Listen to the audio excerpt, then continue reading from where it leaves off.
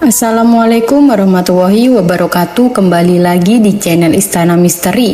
Untuk kisah yang akan saya bawakan kali ini yaitu sebuah kisah yang berjudul Teror Mistis Kuntilanak dan Kuda Horor. Dan sebelum kita lanjut ke ceritanya, tekan dulu tombol like video ini dan jangan lupa tekan juga tombol subscribe channel ini. Nyalakan juga lonceng notifikasinya agar tidak ketinggalan cerita-cerita baru dari channel ini. Dan seperti apa untuk kisah kali ini? Langsung saja kita masuk ke ceritanya.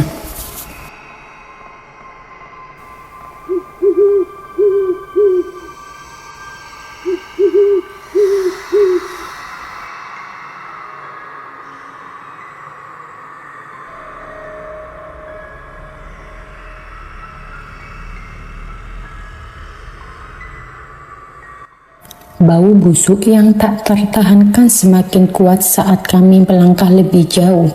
Ternyata bau busuk itu berasal dari sosok yang muncul di depan kami. Wajahnya hitam seperti terbakar dengan kulit yang terkelupas dan mengeluarkan cairan menjijikkan. Aku berusaha menenangkan diri, mengingat kejadian sebelumnya yang hampir membuat kami kehilangan akal. Jangan sampai terulang lagi, pikirku. Lebih baik aku segera mengajak mereka melanjutkan perjalanan sebelum mereka menyadari keberadaan sosok itu. Jika kamu sudah mendingan? Tanyaku mencoba mengalihkan perhatian mereka. Udah nih, sudah gak sakit kayak tadi, jawab Putra tersenyum lega. Ya sudah, kita lanjut jalan lagi. Pos 5 kayaknya sudah gak jauh lagi, ucapku meskipun dalam hati aku tidak tahu apakah pos itu masih jauh atau tidak. Tapi daripada mereka melihat sosok itu dan kami terpisah lagi, lebih baik aku berbohong sedikit. Mereka bertiga mengangguk setuju dan kami melanjutkan perjalanan dalam keheningan yang mencekam. Sepanjang perjalanan, suasana begitu sunyi hingga aku bisa mendengar suara-suara aneh. Kekikitan, geraman hingga suara tangisan seorang wanita yang terdengar samar-samar. Aku yakin mereka bertiga juga mendengarnya, sebab tak ada satupun dari kami yang berani berbicara. Kami hanya saling berpegangan erat, menggenggam keril satu sama lain. Tiba-tiba aku berhenti mendadak. Putra yang berjalan tepat di belakangku menabrakku. Kenapa berhenti? Tanyanya dengan nada khawatir. Tunggu sebentar, jawabku pelan. Di depan kami, tepat di jalur yang akan kami lewati, tampak kain merah melayang-layang. Aku terdiam.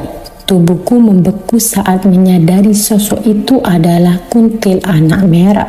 Sosok yang lebih menyeramkan dari apapun yang pernah kami temui sebelumnya.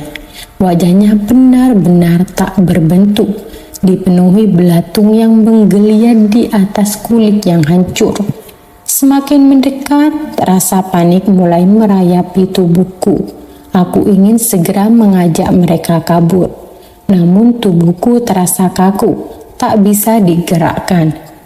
Jongkok semua cepat, perintahku mencoba mendudukkan mereka, tetapi Reza tidak menggubris.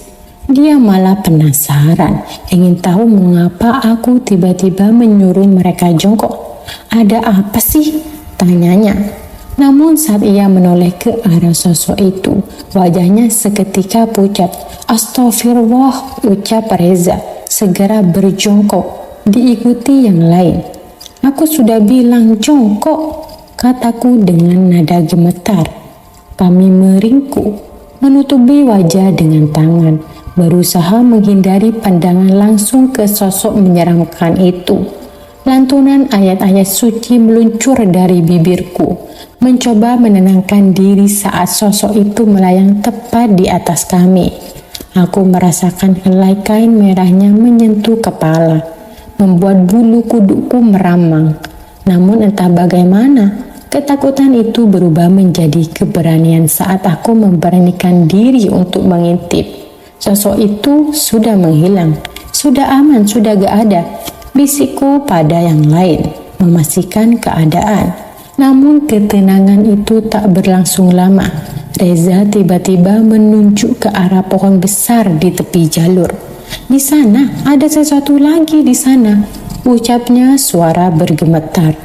Kami menoleh dan sekali lagi teror itu kembali menghantui. Situasi semakin mencekam saat kami bertemu dengan sosok kuntilanak merah yang duduk di atas pohon, seolah mengawasi setiap gerakan kami seperti menonton sebuah pertunjukan yang menegangkan. Dengan kaki yang menggayung ayun pelan, ia menatap kami tanpa henti. Rasa takut merambat di antara kami. Tanpa sepatah kata pun, kami saling memandang, memahami bahwa tidak ada waktu untuk ragu. "Sebaiknya kita lari sekarang," bisikku mencoba menyembunyikan ketakutan dalam suaraku. Teman-temanku mengangguk setuju, dan tanpa menunggu lebih lama, kami mulai berlari secepat mungkin menjauhi sosok itu. Suara jeritan yang melengking terdengar dari arah belakang. Suara kuntilanak merah yang membuat bulu kudukku meremang. Kami terus berlari, tidak tahu pasti arah yang kami tuju, hingga akhirnya kami tiba di sebuah pohon akasia besar. Setelah merasa cukup jauh dari sosok tersebut, kami berhenti dan bersandar di pohon itu, mencoba menenangkan diri dan mengatur nafas. Namun ketakutan masih membekas di wajah kami. "Pantas saja Bapak bilang jangan sembarangan di sini. Salah satu dari kita mungkin sudah melakukan sesuatu yang membuat penghuni di sini marah." Pikirku mencoba memahami apa yang sebenarnya terjadi. "Aku mau buat kopi, siapa yang mau?" tawarku, berusaha mengalihkan pikiran dari kejadian yang baru saja kami alami. Sukron dan Reza mengangguk, sementara Putra hanya duduk diam. Tatapannya kosong, seperti ada yang mengganggu pikirannya. Saat kopi sudah siap, kami duduk bersama, mencoba kembali ke suasana normal. Namun, tiba-tiba Putra mulai diam dan menatap ke dalam kegelapan hutan. Wajahnya pucat dan keringat dingin mulai mengalir di pelipisnya. Aku mencoba menyadarkannya dengan menepuk pipinya, namun dia tetap diam, hingga akhirnya ia tersadar dengan ekspresi wajah ketakutan. "Enggak, jangan bawa aku, jangan!" teriak histeris membuat kami semua terkejut. "Putra, ada apa?" tanyaku mencoba menenangkannya.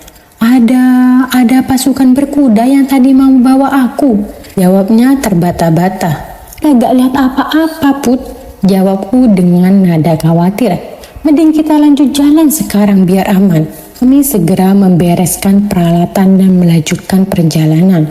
Kabut mulai menepis, namun rasa takut dan cemas masih menghantui kami, terutama Putra yang terus menoleh ke dalam hutan, seolah mengawasi sesuatu yang tidak terlihat oleh kami. Sebagai leader pendakian, aku mencoba untuk tetap tenang dan fokus agar kami bisa sampai di pos 5 dengan selamat.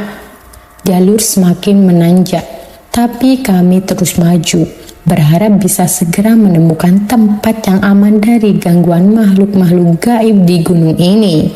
Perjalanan pendakian yang penuh dengan hal-hal mistis seperti kuntilanak merah, penampakan pasukan berkuda, dan sosok-sosok misterius berpakaian adat Jawa menambah, di mana sosok-sosok misterius ikut sholat berjamaah juga memberikan kesan mistis yang kuat.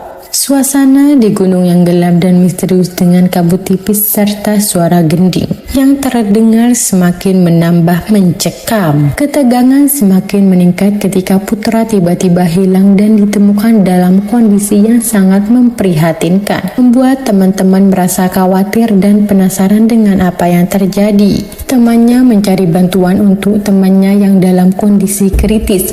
Suasana malam yang gelap, sunyi dan dingin semakin menambah ketegangan ketika kakek tersebut menyebutkan bahwa Sukmanya ditahan karena melanggar pantangan.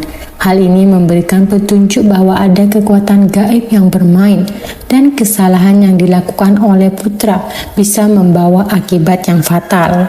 Ketika putra akhirnya sadar, wajahnya menunjukkan kebingungan yang luar biasa. Dia menoleh ke kanan dan ke kiri, mencoba memahami situasi di sekitarnya. Kami bertiga, Reza, Sukron, dan aku, langsung merasa lega meskipun tetap waspada.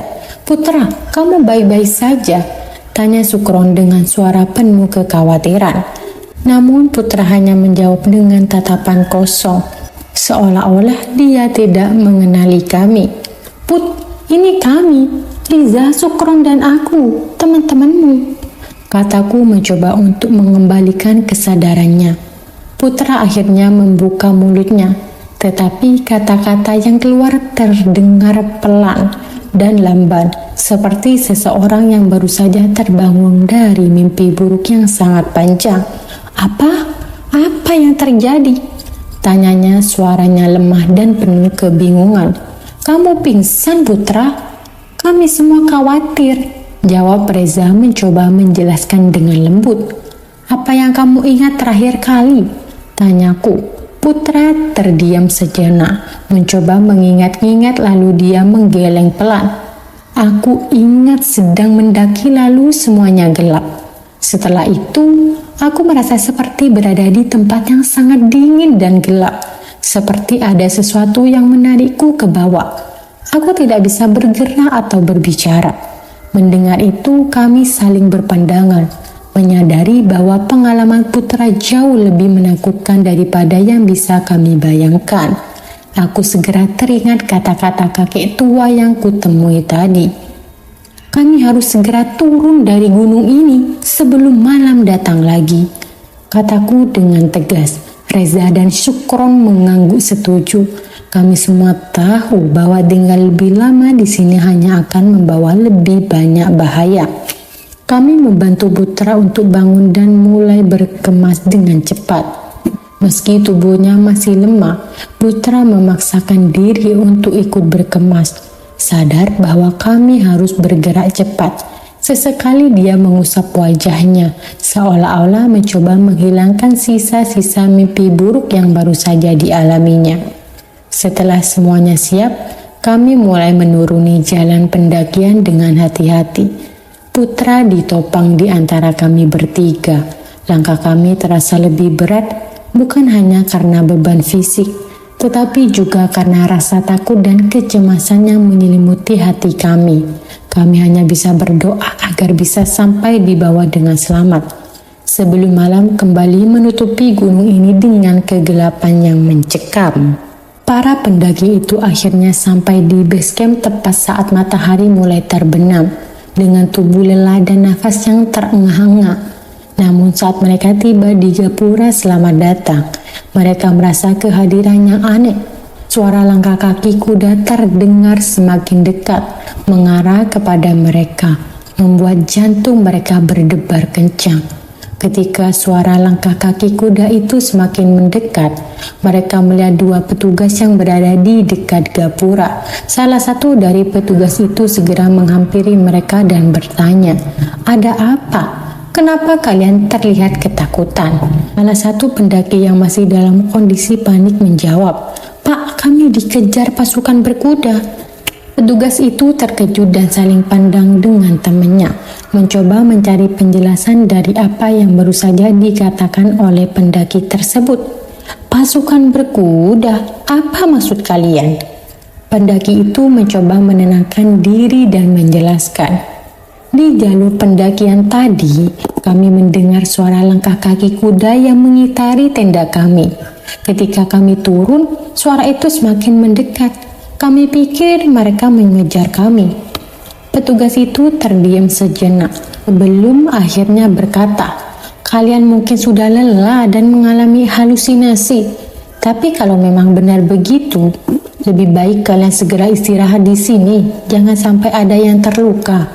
Mereka pun setuju dan memutuskan untuk menginap di base camp malam itu, mencoba memulihkan tenaga dan menenangkan pikiran mereka yang masih diliputi ketakutan. Namun suara langkah kaki kuda itu masih terngiang di telinga mereka, seakan menjadi tanda bahwa ada sesuatu yang tidak beres di gunung itu. Malam itu terasa panjang bagi mereka, penuh dengan pikiran tentang apa yang sebenarnya mereka alami di jalur pendakian. Dan meski mereka berhasil turun dengan selamat, bayangan tentang pasukan berkuda yang misterius itu terus menghantui pikiran mereka, seolah menandakan bahwa gunung itu menyimpan rahasia yang tidak ingin diungkap. Para pendaki itu memasuki base camp dengan suasana hati yang masih bercampur aduk. Mereka duduk bersama petugas, mencoba menjelaskan apa yang baru saja mereka alami di perjalanan turun.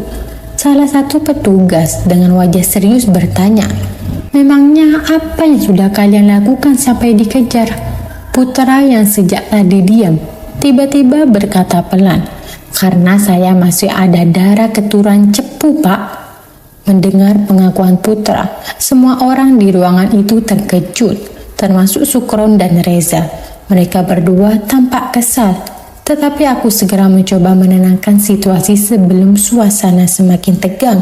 "Sudah, kita tenang dulu, jangan panik," ucapku berusaha menjaga agar semuanya tetap terkendali. Salah satu petugas kemudian mengajak kami masuk lebih dalam ke base camp.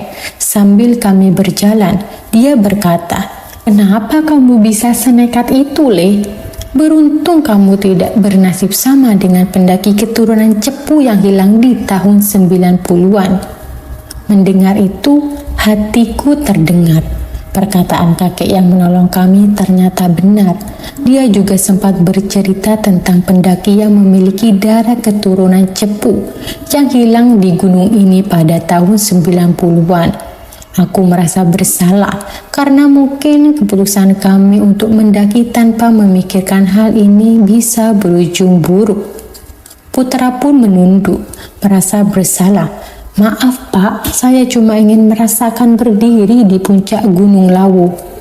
Petugas tersebut menghela nafas panjang. "Tidak apa-apa, yang penting kalian selamat. Tapi ingat, saat di alam bebas seperti gunung, kita harus selalu menghormati peraturan yang ada. Semua peraturan dibuat karena ada penyebabnya."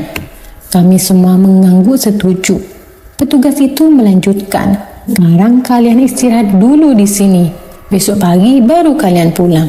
Saat aku dan Putra segera berbicara dengan petugas, aku baru sadar kalau Reza tidak ikut masuk ke dalam base camp. Aku mulai merasa khawatir. Reza mana?" tanyaku pada yang lain.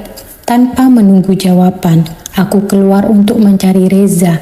Dari kejauhan, aku mendengar suara kompor yang dinyalakan. Aku segera menghampirinya dan menemukan Reza sedang memasak mie instan di luar base camp. "Jangkrik, makan mie gak ngajak-ngajak," ucapku sambil mengetuk kepalanya dengan botol kosong. Reza tertawa kecil. "Aku lihat kalian lagi serius ngobrol, jadi aku gak mau ganggu. Aku pikir mending makan duluan." "Yo, seenggaknya nawarin ngono loh. Jangan malah makan sendirian di sini ditemani kuntilanak nanti," balasku bercanda. Reza hanya menggeleng sambil tertawa. Jangan nakut-nakutin gitu. Sudah sini, aku masakin sekalian buat yang lain juga." Malam itu kami habiskan dengan makan mie instan dan ngobrol santai. Kejadian-kejadian menegangkan tadi seakan mulai hilang dari pikiran kami. Keesokan paginya, kami bersiap untuk kembali ke rumah Kang Ali, tempat kami memarkir motor. Saat kami tiba di ruang Kang Ali, aku menyapa, "Assalamualaikum Kang." Kang Ali yang sedang menyeruput kopi dan merokok menyambut kami. "Waalaikumsalam, kok cepet turunnya?" Aku menjawab dengan senyum. "Ada sedikit insiden Kang, jadi gak sampai puncak." Kang Ali tampak penasaran. "Insiden opo Le? Besok main kesini lagi ya, nanti tak jelasin." Setelah berpamitan, kami mengambil motor yang terparkir di garasi rumah Kang Ali. Namun saat hendak menaiki motor, aku teringat sesuatu. "Kang, lihat, aluminium foilku enggak. Kayaknya kemarin ketinggalan pas bongkar tas." Kang Ali menjawab sambil tersenyum jahil. "Itu sudah jadi tambalan genteng kandang ayam, Le. Kasihan bocor kandangnya." Aku tertawa kecil, lalu mengambil kerikil di dekat kaki dan melemparkannya ke arah kandang ayam. Kang Ali hanya tertawa melihat kelakuanku. Kami pun segera berangkat pulang. Di tengah perjalanan, rasa penasaran masih menggeluti pikiranku tentang apa yang sebenarnya terjadi di gunung itu, terutama tentang kisah pendaki keturunan Cepu yang hilang. Namun untuk sekarang aku hanya bersyukur bahwa kami semua bisa pulang dengan selamat.